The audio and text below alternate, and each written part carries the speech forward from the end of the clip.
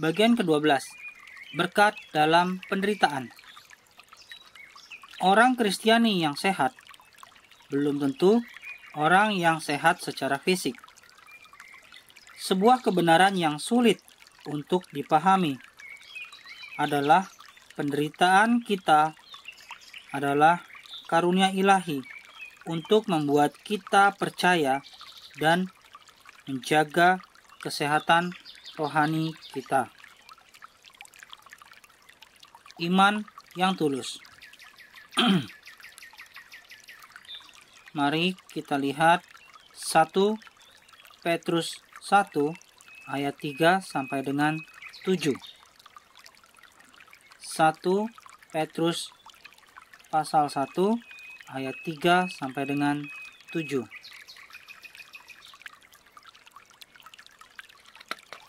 Pembacaan dikutip dari 1 Petrus 1 ayat 3 sampai dengan 7. Dengan perikop pengharapan iman dan kasih. Terpujilah Allah dan Bapa Tuhan kita, Yesus Kristus, yang karena rahmat-Nya yang besar telah melahirkan kita kembali oleh kebangkitan Yesus Kristus dari antara orang mati kepada suatu hidup yang penuh pengharapan, untuk menerima suatu bagian yang tidak dapat binasa, yang tidak dapat cemar, dan yang tidak dapat layu, yang tersimpan di sorga bagi kamu. Ayat 5-nya, yaitu kamu yang dipelihara dalam kekuatan Allah karena imanmu, sementara kamu menantikan keselamatan yang telah tersedia untuk dinyatakan pada zaman akhir. Ayat 6, bergembiralah akan hal itu, sekalipun sekarang ini kamu seketika harus berduka cita oleh berbagai-bagai pencobaan. Maksud semuanya itu ialah untuk membuktikan kemurnian imanmu yang jauh lebih tinggi nilainya daripada emas yang fana, yang diuji kemurniannya dengan api, sehingga kamu memperoleh puji-pujian dan kemuliaan dan kehormatan pada hari Yesus Kristus menyatakan dirinya.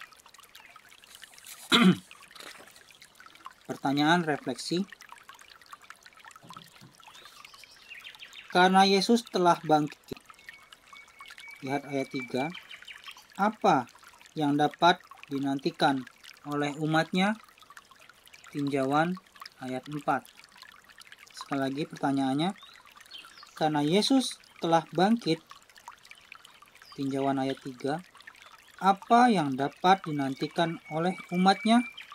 Lihat pada ayat 4.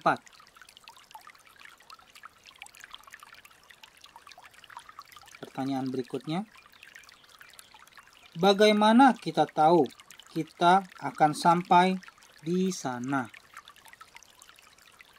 Kak Noven ulangin.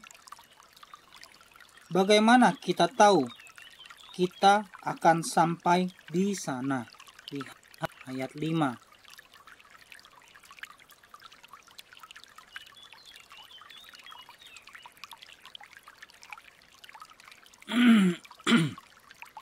Berikutnya, lihat ayat 6. Dengan emosi seperti apa kita harus menanggapi hal ini? Kan Noven ulangin. Dengan emosi seperti apa kita harus menanggapi hal ini?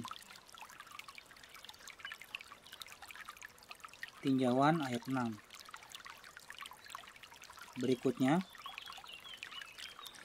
tetapi apa yang sedang dialami oleh pembaca surat Petrus saat itu? Kakak ulangin.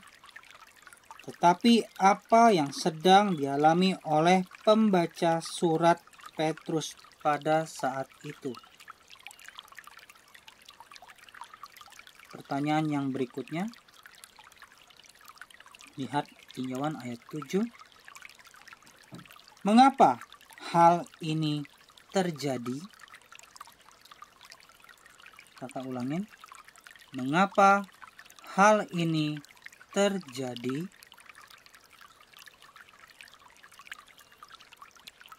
Oke. Kakak lanjutkan. Penderitaan akan menunjukkan apa atau siapa yang benar-benar kita percayai, dan pada apa atau siapa kita menemukan sukacita kita. Penderitaan menyakitkan karena menyebabkan kehilangan keadaan bahagia. Misalnya pada hubungan atau karir atau kesehatan atau bahkan dalam rumah tangga. Tetapi bagi orang Kristiani tidak seharusnya menyebabkan kehilangan sukacita kita, karena sukacita kita bukan berasal dari hal-hal tersebut, tetapi dalam Kristus dan rumah abadi kita bersamanya. Sehingga penderitaan membuktikan kemurnian iman Anda. Bukan kepada Tuhan, karena Dia mengetahuinya, tetapi membuktikan kepada Anda saat kita berada pada posisi terlemah kita, tetapi kita berpegang teguh pada Kristus. Kita dapat melihat bahwa iman kita bukan palsu, tetapi murni. Penerapan. Pernahkah kita mengalami saat di mana kita sangat menderita dan melihat bahwa iman kita tulus dan sukacita kita tidak padam? Bagaimana hal itu membesarkan hati kita? Apakah kita menderita saat ini? Mungkinkah Tuhan menggunakan penderitaan ini untuk 1. Menunjukkan kepada kita kemurnian iman kita. 2. Memampukan kita meletakkan sukacita kita setiap hari di dalam Dia, bukan pada keadaan. Ketiga, membuat kita menjadi semakin seperti Yesus.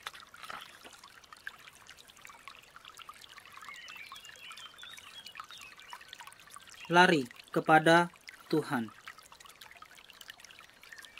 Dalam seluruh Alkitab, Ayub adalah manusia yang penderitaannya dan tanggapannya dapat kita baca dengan detail. Di Ayub pasal 2 ayat 8. Ayub telah kehilangan kekayaannya, anak-anaknya, rumah, dan bahkan kesehatannya. Dan dia sama sekali tidak mengerti mengapa itu terjadi.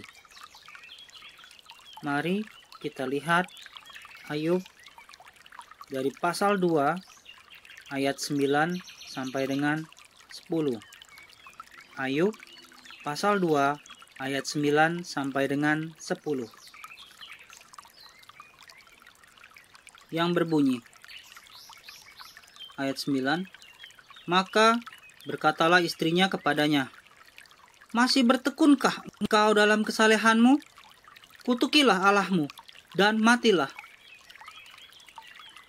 Ayat 10, tetapi jawab Ayub kepadanya, engkau berbicara seperti perempuan gila.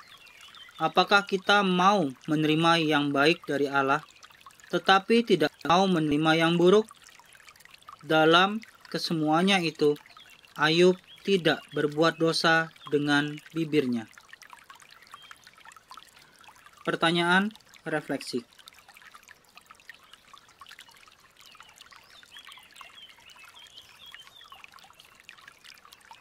Apa yang istri Ayub suruh untuk Ayub lakukan?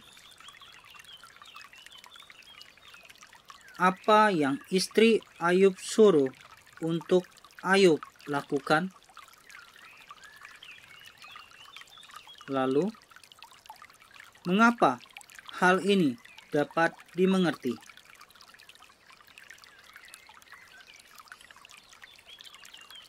Saya belum menderita seperti Ayub dan istrinya. Namun saya pernah mendengar pikiran saya menganjurkan kepada saya untuk melakukan apa yang istri Ayub lakukan. Pertanyaan refleksi yang berikutnya. Bagaimana Ayub meresponinya? Lihat ayat 10. Bagaimana Ayub meresponinya?